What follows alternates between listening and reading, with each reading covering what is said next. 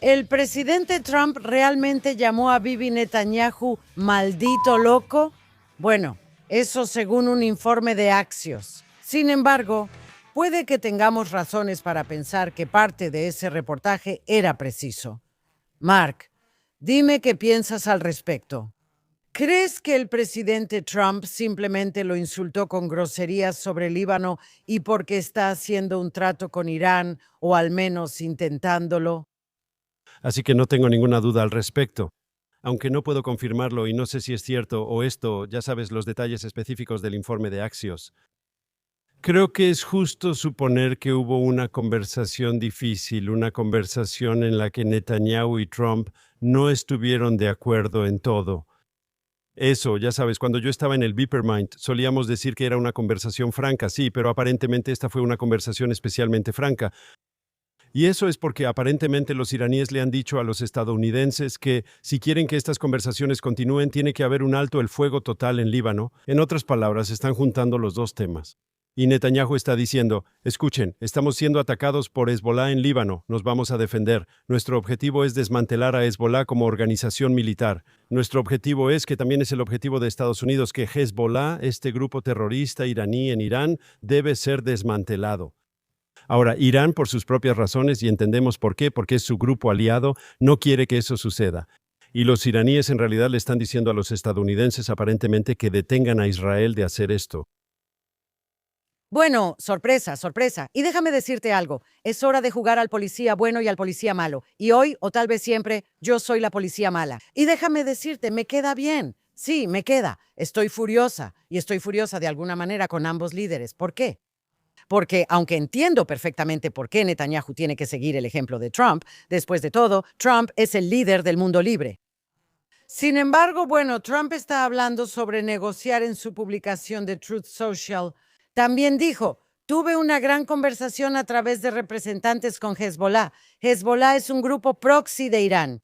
Hezbollah ha estado lanzando drones explosivos contra civiles y soldados israelíes.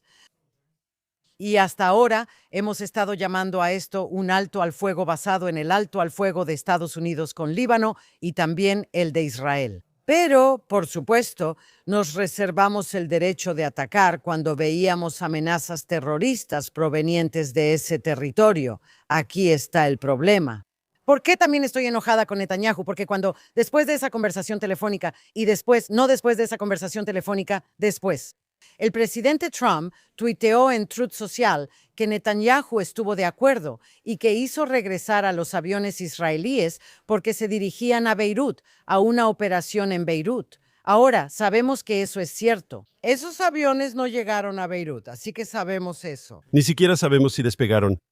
No lo sabemos, pero sabemos que se anunció que eso era lo que íbamos a hacer y no lo hicimos. Está bien. Eso significa que esto se acordó ahora. ¿En esto? ¿Y por qué? Mientras tanto, hay las llamadas conversaciones entre el gobierno libanés y el gobierno israelí, a través de mediadores en Washington, sobre un acuerdo de paz entre Líbano e Israel. Porque supuestamente, y sabemos que es cierto, que ambos, que Hezbollah es enemigo de los dos, tanto enemigo de Israel como de Líbano, ha tomado completamente el control de Líbano. Y aún así, el gobierno libanés se niega a reunirse con Israel, quiere que Israel se retire del sur del Líbano. Y no lo entiendo. Está bien, así que estoy enojada con todos porque ¿sabes qué? Que se vayan al infierno. Deberían estar de rodillas agradeciéndole a Israel por hacer el trabajo que el ejército libanés se niega a hacer o es demasiado débil para hacerlo. Así que, primero que nada, tienes derecho a estar enojado, pero creo que tu enojo está mal enfocado. Primero que nada, dijiste algo que necesitabas decir de una manera un poco más delicada. El presidente libanés se niega a reunirse con Netanyahu, pero decir que los dos gobiernos no están hablando entre sí no es cierto. Han hablado, ya han tenido 4 o 5 rondas de conversaciones en Washington a diferentes niveles, y hay un proceso de paz entre Israel y Líbano. Y básicamente se dijo muy bien, creo, ayer en el Congreso por el secretario de Estado Rubio, quien dijo que si Hezbollah no estuviera ahí, probablemente ya habría paz entre Israel y Líbano, y no hay disputa fronteriza, no hay una disputa seria. Podríamos lograr un acuerdo de paz muy rápido. El problema es Hezbollah, lo que solo subraya por qué Hezbollah debe ser eliminado de la ecuación. Porque si eliminas a Hezbolá de la ecuación, no solo resuelves el problema de Israel, no solo resuelves el problema de Occidente, porque Hezbolá es un enemigo rabioso de los valores occidentales, de las sociedades occidentales y de los países occidentales. Pero también le estás haciendo un favor al pueblo de Líbano. Los estás liberando de este grupo terrorista al servicio de Irán que ocupa su país. La segunda cosa que ha pasado es que hace apenas una semana Hezbolá llamó abiertamente, salió y dijo que llamaban abiertamente al derrocamiento del gobierno libanés. Así que nadie aquí debería pensar lo contrario. Hezbolá no es solo un enemigo de Israel y un enemigo de Estados Unidos. Hezbolá es un enemigo del Líbano y del pueblo libanés. Supongámosle, sin aceptar todos los detalles del informe de Access, que realmente fue una conversación difícil entre Netanyahu y Trump. Quiero decirte, sabes, yo soy el historiador aficionado, sí. Churchill, en la Segunda Guerra Mundial, tuvo discusiones interminables con Roosevelt sobre todo tipo de temas, sobre el momento del día D, sobre el momento de la Operación Torch, sobre dónde, ya sabes, debería llevarse a cabo la invasión. ¿Debería ser realmente a través de Francia o deberían subir por Grecia y de esa manera detener a los rusos de entrar en Europa del Este? Hay todas estas diferencias. Y cuando la gente de su gabinete, el gabinete británico, se quejaba con Churchill sobre lo que los estadounidenses estaban obligando a hacer a los británicos, sí. Churchill solía decir, ya sabes, hay algo peor que tener que lidiar con aliados, y es no tener aliados en absoluto. Y el presidente Trump ha sido uno de los mejores, si no es que el mejor presidente para Israel. Ha sido un amigo sólido. Voy a mencionar una pequeña lista. Reconoció a Jerusalén como la capital de Israel y trasladó la embajada de Estados Unidos allí. Reconoció la soberanía israelí sobre los Altos del Golán. Orquestó los acuerdos de Abraham, desempeñó un papel crucial para lograr esos acuerdos, mejoró la relación militar, mejoró la relación de inteligencia. La lista sigue y sigue. Este hombre es un amigo. El hecho de que él vea al principal enemigo de Israel como el enemigo de Estados Unidos y esté dispuesto a hacer algo al respecto, ¿verdad? Nunca hemos tenido un amigo tan bueno en la Casa Blanca. Así que les preguntaría, ¿es mejor tener un amigo con el que a veces no estamos de acuerdo? ¿O es mejor no tener a ese amigo en Washington? Y por supuesto, es mejor tener a ese amigo. Punto final. Y esto es algo que la gente anti-Israel simplemente no entiende, y gracias a Dios que no lo entienden. Esas personas en Washington que piensan, ya sabes, a los israelíes hay que tratarlos con mano dura, hay que amenazarlos, y entonces conseguirás lo que quieres. No. Cuando vienes a Israel con mano dura, los israelíes simplemente, ya sabes, dicen que no. Saben decir que no. Sabemos decir que no en Israel si pensamos que los estadounidenses nos están tratando de manera injusta. ¿Cuál es el problema de Netanyahu con Trump? Que Trump ha sido un muy buen amigo y ha estado ahí para Israel, protegiéndonos en las Naciones Unidas, dándonos el equipo que necesitamos para pelear la guerra y todo eso. Cuando es tan buen amigo, en realidad le da mucho más poder sobre nosotros. Es un poco como una pareja casada, ¿verdad? Dos personas deciden compartir una vida juntos. Cada uno de ellos, para hacerlo, para que el matrimonio funcione, para que la relación funcione, tiene que hacer concesiones. Tengo que ir a visitar a mi suegra, aunque tal vez no quiera hacerlo. Pero es parte de mantener a todos contentos. Y si tienes una relación cercana con Estados Unidos e Israel tiene una relación cercana, tenemos que estar dispuestos a tomar en cuenta cuando el presidente Trump dice que es hora de visitar a la suegra. Está bien, escucha, estoy de acuerdo contigo. Y por eso no hay nadie que haya sido una defensora más grande que yo del presidente Trump y del primer ministro Netanyahu. En mis escritos, en mis entrevistas, en mis conversaciones con amigos en este podcast, y por eso estoy furiosa en este momento y por lo que dijiste, sí, concesiones, absolutamente. ¿Sabes quién tiene que estar haciendo concesiones ahora mismo? Irán, la República Islámica. De repente, después de todas estas increíbles victorias, victorias conjuntas, Estados Unidos e Israel, victorias militares, presión económica, victorias de todo tipo, y en Líbano y en Gaza, de repente es no, escuchemos lo que esos asesinos islamistas tienen que decir. Y ellos dicen, no, primero vamos a firmar un memorando de entendimiento. Y en ese memorando de entendimiento vamos a dictar los términos. Y luego cuando firmemos eso vamos a esperar 60 días de otro alto al fuego. Todo lo que están haciendo es reagruparse, reconstruirse Y de nuevo, una cosa que Estados Unidos no entiende, aunque tenga buenas intenciones, es que el Medio Oriente no es cualquier negociación, no es una negociación inmobiliaria. Y en este caso tienes un enemigo malvado cuyo objetivo es eliminarte, no solo a Israel, sino también a Estados Unidos. Muerte a Estados Unidos, muerte a Israel. Y Hezbollah es su brazo armado. Así que Trump no debería decirnos, no sé, no, tuvimos una buena conversación con Hezbollah a través de nuestros representantes para que dejaran de disparar. No. Y por cierto, otra cosa, y esa es mi crítica al gobierno estadounidense y mi crítica al gobierno israelí. Es decir, no, de hecho, escuchamos a nuestro ministro de Defensa, Israel Katz, la otra noche, dar una entrevista y le preguntaron exactamente sobre este tema entre Washington y Jerusalén. ¿Y qué dijo? Estamos en la misma sintonía. Hemos cambiado la ecuación. Antes la ecuación era esto y aquello. Y ahora la ecuación es que si nos atacan, tenemos el derecho de responder, no, lo siento.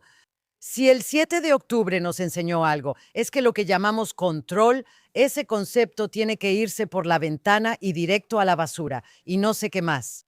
No, no es si nos atacan, no, que nos maten, y una vez que nos maten, entonces tenemos derecho a responder. ¿Qué demonios significa eso? No, lo que tenemos que hacer es tomar la iniciativa y destruir la infraestructura terrorista. Tenemos que derrotarlos, que es lo que estábamos a punto de hacer. Y eso era lo que el presidente Trump estaba a punto de hacer en Irán, y están conectados. Pero ahora, conectar a Irán y Hezbollah en Líbano, como si, bueno, no podemos seguir con nuestras negociaciones con Irán si ustedes van tras Hezbollah en Líbano. Así que estoy, como diría Trump, jodidamente enojada por eso. Así que no voy a usar tu, ya sabes, lenguaje. Ese no es mi estilo, al menos no en público. Pero diré esto, Ruth Bloom. Estás ignorando lo que se ha logrado. Y hablemos específicamente del Líbano aquí, ¿verdad? Antes del 7 de octubre de 2023, las tropas de choque de Hezbollah, los Radwan, que eran sus tropas de asalto, su Waffen-SS, sus fuerzas de élite asesinas, sí, sus unidades de élite estaban justo en nuestra frontera. Habían cavado túneles hacia Israel. Estaban listos para hacer lo que, como Hamás nos hizo en el norte, lo que Hamás nos hizo en el sur, podrían habérnoslo hecho en el norte. Tenían decenas de miles, creo que el número era 150,000 misiles apuntando a los centros de población de Israel. Eran un enemigo, y Israel, seamos francos, Israel, porque sabíamos que una guerra con Hezbollah sería muy, muy difícil. Israel era muy reacio a agitar las aguas. Y hubo un incidente específico, recuerdo en los meses previos a la guerra, donde Hezbollah puso esta tienda de campaña de nuestro lado de la frontera. ¿Y debería Israel quitarla o no? Y todo es por una tienda en la frontera. Y mataron a un par de personas, sí. Y vale la pena iniciar una gran guerra por una pequeña, ya sabes, provocación. Ahora, ¿dónde estamos hoy, verdad? Las fuerzas israelíes están por todo el sur del Líbano, más allá del río Litani. Hemos matado, literalmente solo en las últimas semanas, a cientos de terroristas de Hezbollah, combatientes de Hezbollah, comandantes de Hezbollah. Hemos desmantelado la infraestructura de Hezbollah, los hemos golpeado fuerte, los hemos golpeado muy, muy, muy fuerte. Lo hemos hecho como fuerza militar. Hezbollah es una pequeña fracción de lo que era hace 3 años, en esta misma época, porque Israel, lenta pero seguramente, lo ha ido debilitando cada vez más. Una de las razones por las que el gobierno libanés puede decir cosas que nunca dijo en el pasado es porque Hezbollah es mucho más débil. Quiero decir, en el pasado, si un presidente libanés decía que iba a empezar negociaciones con Israel, como estamos viendo ahora en Washington, Hezbollah lo habría asesinado de inmediato. Esa es la verdad. Así que Hezbollah sigue ahí. Hezbollah sigue siendo peligroso. Hezbollah sigue siendo despiadado. Hezbollah todavía tiene armas, pero es una fracción de lo que solía ser. Y eso es una gran victoria para Israel, lo que crea un potencial político, porque como sabes, siempre fue así. Hezbollah era súper fuerte y el Estado libanés era súper débil. Pero debido a lo que está haciendo Israel, Hezbollah se ha debilitado, así que en términos relativos el Estado libanés se ha fortalecido. Estados Unidos está trabajando con este nuevo liderazgo libanés. Y es posible que tal vez Israel todavía tenga que realizar más acciones militares. Pero poco a poco, y de forma sostenida, las reglas del juego están cambiando en Líbano a favor de Israel, a favor de Estados Unidos y, lo más importante en muchos sentidos, para beneficio del pueblo libanés que finalmente recuperará su país. De acuerdo, estoy de acuerdo con cada palabra que acabas de decir. Y por eso estoy especialmente enojada. Porque con todo ese progreso y nuestro ingenio, la operación del buscapersonas y cada asesinato, el liderazgo, las mismas operaciones increíbles dentro de Irán y asesinando a todos los mayores asesinos, etcétera, logramos un progreso increíble. Todo lo que dijiste es absolutamente cierto. Así que ahora vamos a perder el impulso. Ahora vamos a dejar que ellos, esas cucarachas terroristas, se reconstruyan. Y escucha, tú y yo sabemos que los islamistas, mientras puedan sobrevivir, mientras el último pueda sobrevivir, se consideran vencedores y se están comportando de esa manera. Y lo peor que puedes hacer en una situación así es decir, está bien, vamos a negociar. No, no, no. Suplicas, te rindes y entonces ya no te mataremos. Está bien, te rindes y entonces ya no destruiremos tu economía. Te rindes y dejas que tu gente sea libre en Irán y en Líbano, y entonces serás recompensado, no antes de eso. Y estos acuerdos de alto el fuego son lo peor que puede haber. Ahora, no es que necesariamente piense que se necesita más acción militar. Tal vez no, está bien, tal vez se necesita más presión económica. En eso no soy yo quien determina la política. Pero el presidente Trump dijo que no armas nucleares, no uranio, ni uranio enriquecido. Y entonces, por cierto, él dijo en una entrevista con su nuera en Fox News el sábado por la noche, dijo, ya han aceptado, está bien, no construir armas nucleares y, por cierto, tampoco comprarlas. Entonces, ¿cómo sería un buen acuerdo para ti? Bueno, primero que nada, no hay ningún acuerdo que sea lo suficientemente bueno porque los medios lo van a cubrir y estamos haciendo un gran acuerdo. Vamos a lograr que sea un gran acuerdo. De lo contrario, simplemente volveremos y lo terminaremos militarmente. Pero esto sería más rápido. Probablemente sea mejor desde un punto de vista humano. También tiene algo bueno, ya sabes, se salvarían muchas vidas. Ya sea del otro lado o no, salvas muchas vidas. Pero estamos cerca de un muy buen acuerdo, y si podemos hacer que sea un buen acuerdo, de lo contrario simplemente comenzamos con el Departamento de Guerra, como lo llamamos. Preferiría lograr un acuerdo porque podemos abrir el estrecho inmediatamente después de firmar. La única garantía que debo tener es que no habrá armas nucleares. Ellos han aceptado eso y fue muy interesante. Ellos originalmente dijeron, no desarrollaremos un arma nuclear. Yo les dije, bueno, ¿qué pasa si compran un arma nuclear? Así que ahora dice, no desarrollaremos ni de ninguna manera compraremos un arma militar. Esa es una gran diferencia. Así que ya ves, ya conseguimos eso de ellos. No, ellos siempre han negado que quisieran armas nucleares. El régimen iraní siempre ha sostenido que solo quería energía nuclear con fines pacíficos. Ahora, por supuesto, es una mentira y sabemos que es una mentira, etcétera. Y Trump también sabe que es una mentira. Así que no, pero no consideres eso como parte de las concesiones en el memorando de entendimiento que podría darles acceso a fondos congelados o algo así. Mi punto es que todo lo que dijiste es 100% cierto. Este no es el momento de detenerse y decir, bueno, estos poderosos ejércitos, Israel y los Estados Unidos. Y por cierto, Irán en los últimos días y ayer ha estado atacando Kuwait y Bahrein, ha ido tras el Golfo. ¿Y por qué están haciendo eso? Sabemos por qué están haciendo eso, porque quieren que esos países le digan a Trump, está bien, ya basta. Solo haz un trato con ellos porque ven que Trump en realidad no está haciendo nada al respecto. Es cierto, Estados Unidos ha interceptado misiles y está luchando. Pero qué demonios, perdón, Mark, están siendo atacados por Irán mientras están en negociaciones con ellos y Hezbollah. Lo siento, pero eso es un casus belli si alguna vez vi uno. Entonces es cierto que los iraníes están atacando objetivos en todo el Golfo, pero seamos francos, francamente los estadounidenses tampoco no están siendo precisamente pacíficos. Cuando ven que los iraníes hacen algo que no les gusta, actúan y hunden un barco iraní y atacan un objetivo iraní, y lo han estado haciendo en todo el Golfo.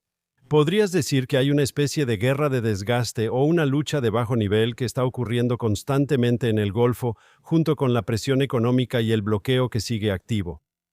Y cada día Irán es más débil, cada día tienen menos dinero para gastar y hay problemas ahí.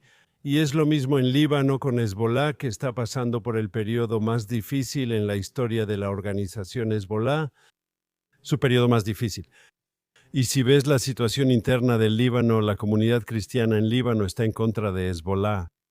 Eso es increíble. Y es bueno que la comunidad musulmana sunita está en contra de Hezbollah. Genial. Que la comunidad drusa está en contra de Hezbollah. Eso es genial. Pero la verdadera revolución es que la comunidad chiita, que solía ser la base de Hezbollah, ellos podían contar con el 100% o casi el 100% de apoyo. Todos los informes recientes muestran, y los los chiitas, que son alrededor del 40% de la población libanesa, que en su propia base, Hezbollah, está viendo grandes grietas en su nivel de apoyo. Que cada vez más personas chiitas se están levantando y diciendo, Hezbollah, tienes que detener esto. Hezbollah, ya no estás cumpliendo ninguna función. Hezbollah, estás trayendo más dolor a la comunidad chiita de lo que nos estás beneficiando, y eso es por la acción militar de Israel. Y puede que tengamos que seguir así, pero digo que nuestra presión y la situación política se están moviendo en una trayectoria positiva y deberíamos ser. Lo que digo es que a veces creo que fue Lenin en la revolución bolchevique, una vez cité a Trotsky en nuestro podcast y esta vez citaré al fundador de la comedia, el padre del Estado soviético. Él dijo, un paso atrás, dos pasos adelante. En otras palabras, puedes hacer una retirada táctica para avanzar y lograr tu objetivo, y creo que así es como Netanyahu ve la situación, a ese nivel. Él hará una concesión aquí y lo mismo con Trump, ¿verdad? Pero la idea es mantener la vista en el objetivo y lograrlo, y aquí quiero decir una última cosa.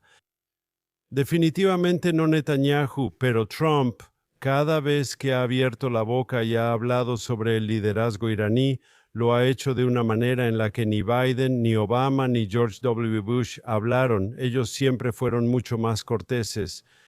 Él los ha llamado, Trump los ha llamado fanáticos, los ha llamado locos, los ha llamado una secta asesina, creo, ¿no? No creo que Trump tenga ilusiones sobre con quién está tratando. Quizá otros líderes estadounidenses sí las tenían. Trump no tiene esas ilusiones. Y creo que es cierto que él, ya sabes, era un desarrollador inmobiliario antes de entrar en la política, pero espero que eso le dé las habilidades de negociación para lograr el mejor resultado posible de esta actual, ya sabes, guerra contra Irán. Creo que tiene el potencial para hacerlo. Aún así, aunque, según Axios, insultó a mi primer ministro y a mi país, sí. Aún así, yo todavía soy optimista de que toda esta crisis con Irán resultará buena para Israel, buena para Estados Unidos, buena para el mundo y tal vez incluso buena para el pueblo de Irán. Bueno, ciertamente eso espero. Y una señal optimista es que en el pasado, cada vez que Axios publicaba algún informe ridículo sobre cómo Washington y Jerusalén básicamente son enemigos, justo después de eso venía algo como la Guerra de 12 días, y luego de eso fue el 28 de febrero cuando ocurrió la operación conjunta en Irán. Así que en realidad es posible que lo que está pasando, tú y yo, lo admito, no tengo idea de lo que está pasando, y solo porque Trump diga esto, aquello y lo otro, a veces nos está engañando. Tal vez no lo sabemos. Y sorprendentemente hay muy pocas filtraciones. El informe de Axios en realidad no solo es una filtración si la conversación realmente ocurrió. De lo contrario, es una mentira, no una filtración. O sea, puedes filtrar una historia falsa y quien lo haya hecho. Pero yo diré que realmente espero que tengas razón. Y todo eso solo digo que no tengo problema con que Netanyahu haga concesiones a Trump. Sí tengo un problema con que Trump y Netanyahu hagan concesiones a Teherán, a Hezbollah, a Hamas, a Fatah. Hay una gran diferencia cuando dices esposo y esposa. Está bien, no es lo mismo. Tenemos que ser ultra cautelosos porque cada paso en falso que dimos en la dirección del apaciguamiento, o yo diría los riesgos calculados con esos enemigos, nos llevaron directamente a la masacre del 7 de octubre. Y no sé cuándo nos recuperaremos de eso. Está bien. Así que ahora voy a responder. Quiero volver a la conversación entre Trump y Netanyahu, que se filtró de alguna manera, o no se filtró, pero Axios publicó este informe, ¿verdad? Que fue particularmente tensa. ¿Esa es la palabra correcta? Tensa, un lenguaje particularmente duro. Y de una manera curiosa, paradójicamente, tal vez esto le sirva a ambos líderes, y quiero explicar por qué. Obviamente, ya sabes, los iraníes tradicionalmente pensarían que si Israel y Estados Unidos están peleando, eso es bueno para ellos, aunque tal vez hoy les preocupe lo que dijiste, que la última vez, ya sabes, tienen estos reportes de que los líderes estadounidenses e israelíes están peleando y de repente los atacan al día siguiente. Así que espero que ellos también estén pensando eso. Pero desde la perspectiva de Trump, ya sabes, una filtración o una nota periodística de que él fue duro con Netanyahu, ¿eso es bueno para Trump? Está mostrando su liderazgo. Está siendo criticado por todo tipo de personas que no simpatizan particularmente con Israel. Dicen, ya sabes, que Netanyahu lo está manipulando y que es como el perrito faldero de Netanyahu, y ahora él le está mostrando al mundo, le está mostrando a Estados Unidos y le está mostrando a su base. Él está tomando las decisiones y le está diciendo a Netanyahu lo que puede hacer. Y así para Trump eso es bueno. Paradójicamente, tal vez la conversación también sea buena para Netanyahu. Porque durante las últimas 2 o 3 semanas todos le han dicho a Netanyahu, su oposición, sí, Lapid y Bennett y Eisenkot, todas estas personas y Lieberman que quieren reemplazar a Netanyahu como primer ministro, sí, en las próximas elecciones. Pero están diciendo que Netanyahu se ha convertido en un títere de Trump, se está volviendo el esclavo de Trump.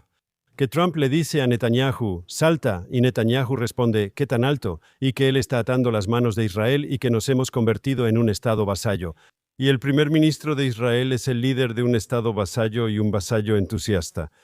Y como Trump ha sido tan buen amigo de Israel, entonces Israel no tiene más opción que aceptar exactamente lo que él nos dice, ¿verdad? Y luego Trump también ha estado ayudando a Netanyahu con los asuntos legales y otras cosas, así que Netanyahu se ha convertido en este líder impotente que no puede proteger los intereses vitales de Israel. Esa es la narrativa de la oposición.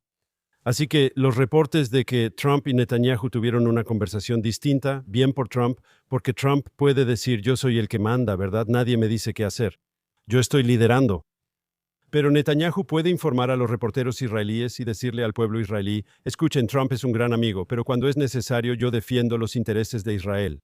Así que, paradójicamente, este informe de Axios, que aparentemente, al menos en Israel, personas de alto nivel han dicho que revisaron la historia y dicen que la historia es inexacta. Inexacta, equivocada. No dijeron noticias falsas. No dijeron noticias falsas, dijeron que era inexacta, pero eso también significa que tal vez fue una conversación tensa y tal vez Trump no usó la palabra que empieza con F y por eso es inexacta, ¿verdad? Tú sabes que Netanyahu nunca usa la palabra con F. Lo has conocido por mucho tiempo y yo nunca, tengo que decirlo, Netanyahu nunca lo he escuchado usar la palabra con F ni una palabra comparable en hebreo. Él es extremadamente reservado y digno en su manera y Trump se suelta. Está bien, tienes razón. Era un desarrollador inmobiliario en Nueva York y su lenguaje lo refleja. Y eso también es muy refrescante a veces. Pero estoy segura, Netanyahu no dijo ninguna grosería, sin importar qué tan duro fuera o no en la conversación. Sabemos que no maldijo. La cosa es esta, Mark. Todo lo que dices es correcto, excepto que, de nuevo, estás hablando de toda esta geoestrategia. Tienes que tomar en cuenta que la geopolítica no es la misma en cada situación. No es lo mismo con la Unión Soviética. ¿Sabes? El difunto y gran Bernard Lewis solía decir que no es lo mismo que, ya sabes, la destrucción mutua asegurada entre Estados Unidos y la Unión Soviética. ¿Por qué? Porque los islamistas, el régimen en Teherán, no les importa eso. El régimen en Teherán, felizmente, y de hecho lo hace, sacrifica a toda su propia gente para lograr que el 12º imán suba al paraíso o lo que sea. Y vimos eso. Y no tienen ningún problema en masacrar a su propia gente, esas personas que dependían de Trump. Y Trump dijo que la ayuda venía en camino. Y déjame hacer otro punto. Y es importante decir esto, especialmente a los occidentales que realmente ya sabes el movimiento Me Too y todo eso. ¿Sabes que los guardianes de la revolución y las milicias Basish, una de las cosas que les hacen a las mujeres es violarlas, a las prisioneras y a las mujeres antes de matarlas? Las violan para que no puedan ir al paraíso, así que después de la muerte. Bueno, esta es una práctica entre esos, yo diría, animales, pero los animales no son culpables de crueldad. Los animales simplemente, ya sabes, tienen su propia naturaleza. Lo que intento decir es que no puedes usar la misma estrategia, la estrategia geopolítica con los islamistas como lo haces. Por eso, cada vez que Trump dice, mira a Venezuela, mira lo que hicimos, simplemente entramos, hicimos esto, Venezuela no son islamistas. No puedes compararlo con eso. Y yo solo espero que los expertos en Medio Oriente, nosotros. Por cierto, en 1979, cuando estas personas tomaron el control de Irán, uno de los problemas de Estados Unidos era la CIA. Nadie sabía Farsi, nadie sabía lo que estaba pasando ahí dentro. Esa era su idea. Tenían mucho similar al 7 de octubre. Es como si Jimmy Carter se despertara un día y dijera, ¿qué? ¿Mi embajada está tomada como rehén? ¿Qué puedo hacer al respecto? Está bien. Estoy tratando de decirte que tenemos que aprender, como dice Trump, durante 47 años han estado engañando a Occidente, pero también están matando a su propia gente, masacrándolos. Y esas personas se están decepcionando del presidente Trump, y puedo entenderlos. Así que llevamos media hora en nuestro podcast y vamos a terminar con un poco de política israelí. ¿Y es que todavía no tenemos una fecha definitiva para las elecciones? Sabemos que será en septiembre u octubre, pero aún no se ha decidido una fecha definitiva. Pensamos la semana pasada que, tal vez, para cuando nos reuniéramos esta semana, ya tendríamos una fecha final, pero todavía no la tenemos. Supongo que para la próxima semana ya tendremos que tenerla. Pero está claro porque la situación constitucional cambia en cuanto se fija una fecha de elección. Y la coalición ha estado impulsando leyes para tratar de aprobarlas antes de que el Parlamento se disuelva cuando vayamos a elecciones. Y han estado impulsando esto, enfocándose principalmente en el tema de la reforma judicial, que era un tema importante en Israel justo antes del 7 de octubre. Ruthie, en el poco tiempo que nos queda, ¿te gustaría decir algunas palabras sobre esto? Bueno, me gustaría decir que creo que la reforma judicial va a ser uno de los temas clave en esta elección, porque antes siempre era el tema del Estado palestino. ¿De qué lado de ese tema estás tú? Hace mucho tiempo eso ya no es así, ni siquiera los de izquierda hablan de eso ya, porque ya sabes, los palestinos nunca pierden la oportunidad de perder una oportunidad. Yo creo que la reforma judicial va a ser un tema clave aquí. ¿Tú qué piensas? Creo que es cierto. O sea, va a estar en el centro porque realmente divide a los dos bandos. La cuestión palestina ya no divide, solía dividir a la sociedad israelí. Hoy, como dijiste correctamente, la izquierda ya no quiere hablar de eso. O sea, si los obligas a hablar de eso, dirán que sí, pero no está en sus líneas de discurso, no es parte de su campaña. Y te voy a contar una historia. Y con esto quizá terminemos nuestra transmisión. Antes de las últimas elecciones, tuvimos nuestras últimas elecciones. Fue en el 22, diciembre del 22. Sí. Y el gobierno se formó a principios del 23, ¿correcto? Recuerdo que la elección fue en noviembre de 2022 y el gobierno se formó a finales de diciembre del 22. ¿22? Así que recuerdo, y esta es una buena historia, y la comparto contigo y con nuestros espectadores y oyentes, y ellos pueden decirme después si les gusta la historia o no. Yo vivía en el lugar donde vivo, en Modi'in, y estaba en el semáforo al entrar a la carretera principal hacia Tel Aviv. Y Meretz, que es este partido de izquierda muy pacifista asociado con Oslo, pasa ahora, ya sabes, la solución de dos estados, estaban repartiendo rosas rojas a todos los conductores que esperaban a que cambiara el semáforo. Y en la única rosa que te daban, no sé cuánto tuvieron que pagar por la rosa, pero tal vez consiguieron que algún agricultor de algún kibutz de izquierda les diera un descuento, sí. Y había 5 razones, si mal no recuerdo, podrían haber sido 6, pero había varias razones por las que deberías votar por Meretz. Y la razón número 1 era porque tenemos que deshacernos de Netanyahu. Por supuesto, ellos quieren deshacerse de Netanyahu. La razón número 2 era que tenemos que asegurarnos de que la comunidad LGBTQ en Israel tenga plena igualdad de derechos. La razón número 3 eran los derechos de las mujeres. La razón número 4, tenemos que luchar contra la coerción religiosa. La razón número 5 es que tenemos que defender el Estado de Derecho y la democracia liberal israelí, y así sucesivamente. En ningún lugar de la lista decía solución de 2 estados ni Estado palestino. Y cuando la izquierda no quiere hablar de eso en su propaganda electoral, yo les diría a los amigos de los palestinos en el extranjero, no a los antisemitas locos, sino a las personas que simpatizan con las aspiraciones palestinas. Les pediría que entiendan que personas como Netanyahu siempre son muy escépticas respecto a los palestinos. Está bien, de acuerdo. Pero cuando la izquierda israelí, las personas que alguna vez defendieron Oslo, la solución de 2 estados y la reconciliación, cuando ellos ya no quieren hablar del tema, cuando los palestinos han perdido a la izquierda israelí, ¿qué han hecho los palestinos? Y todo eso, la historia de la rosa en el semáforo, eso fue antes del 7 de octubre. ¿Piensa en cuánto se ha enfatizado eso desde entonces? Absolutamente. Bueno, hasta la próxima semana y esperemos que tengamos, no sé, buenas noticias la próxima semana en todos los frentes. Eso espero.